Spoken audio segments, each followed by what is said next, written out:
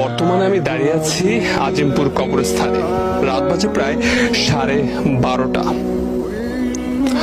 এখানে আসার উদ্দেশ্য হলো মানুষকে আসলে কিছু বার্তা দেয়া, তাদেরকে আসলে জীবনের বাস্তবতা সম্পর্কে কিছুটা ধারণা দেয়া। ঢাকা শহরের ব্যস্ততার ভিড়ে আসলে আমরা অনেকে ভুলে যাই দিন শেষে আসলে আমাদের কোথায় যেতে হবে।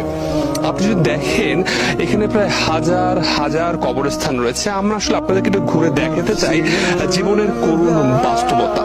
দেখুন, পরিবেশটা দেখুন এবং এই কবরস্থানগুলোর দিকে একবার তাকান। এদের কিন্তু প্রিয় মানুষ ছিল, বন্ধু ছিল, কত আত্মীয় স্বজন ছিল, কিন্তু আজ দেখুন এই রাতের বেলা গভীর অন্ধকার, এদের পাশে কিন্তু কেউ নেই। আপনার বেলাও কিন্তু ঠিক একই ধরনেরই ঘটনা ঘটবে। আমরা যদি এই সত্যটা উপলব্ধি করতে পারি, হয়তো আমাদের জীবন অনেকাংশেই বদলে যাবে। يا مرحبا